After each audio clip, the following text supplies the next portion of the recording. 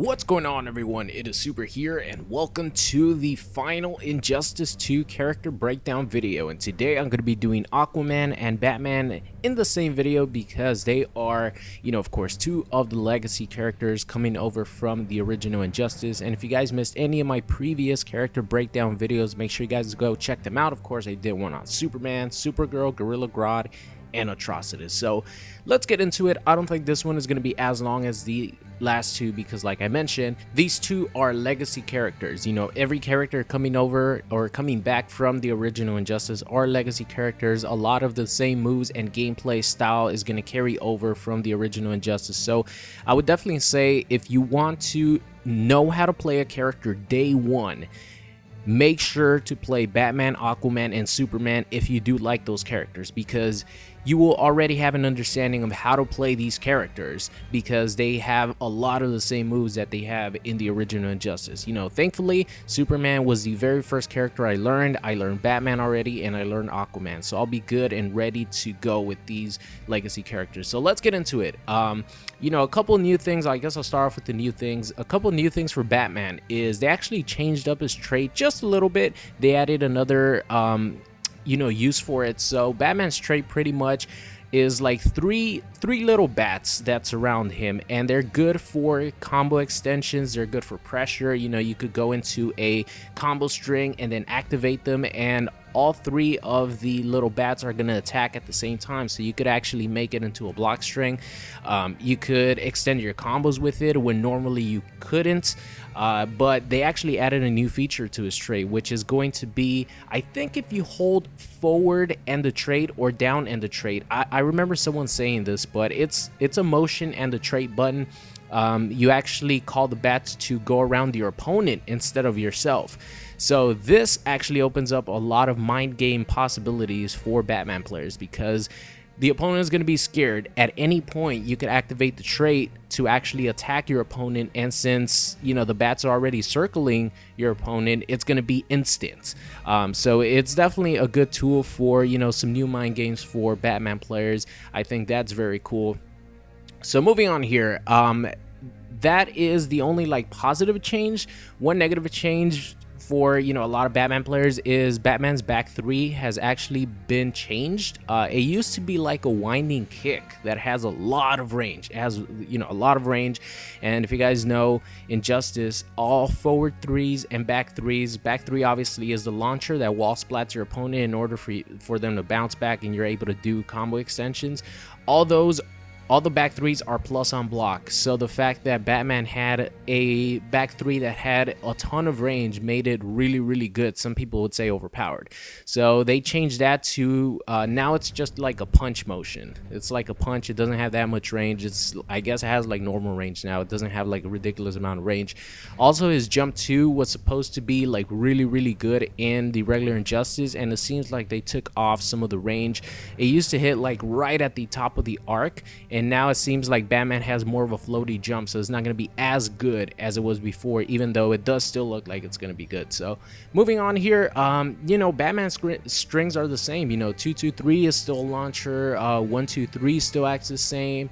Back 2-2, everything is pretty much still the same. Back 1, low starter, still the same thing, and it looks like you could still meter burn his his grapple. Who knows if you're going to be able to do a lot of the mix-ups that you can do with Batman and his trait in Injustice 2. I'm pretty sure you are, so a lot of his core gameplay is still going to be the same. Obviously, they're going to nerf a lot of things, like, for example, Superman's forward 2-3, now it starts off as a high.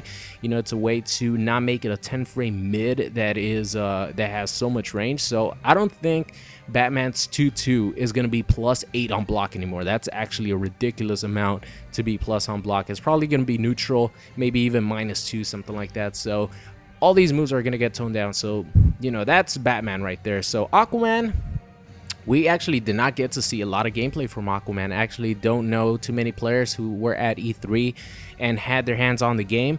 I don't know how many of them played Aquaman because I didn't get that much information at all.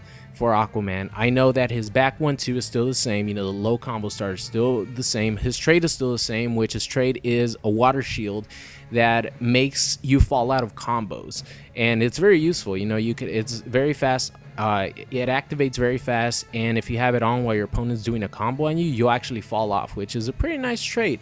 And it seems like you know, the people who did play it say that it lasted a lot. You know, it ran out a lot quicker, I should say.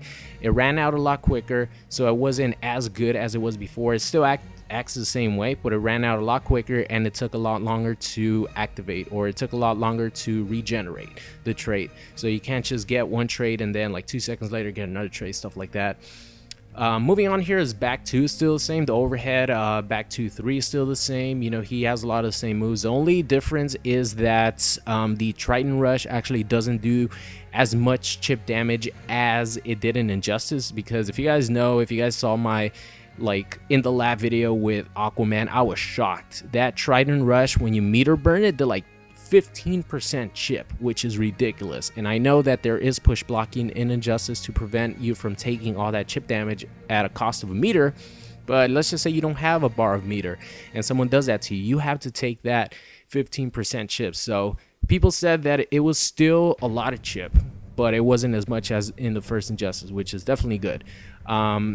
Another negative is they actually changed the way his low projectile works. I think it's called From the Deep. The animation looks awesome, by the way. It's like an octopus going up and launching you. It's pretty fucking cool. But in the regular Injustice, you're actually able to combo off a regular From the Deep into another back 1. So you could do back 1-2 From the Deep, and if you're close enough, you're able to do back 1-2 again From the Deep, and then meter burn it to extend your combo even further, and then do you know, a 2-2 back forward 2, something like that, you know, for like 40% easily.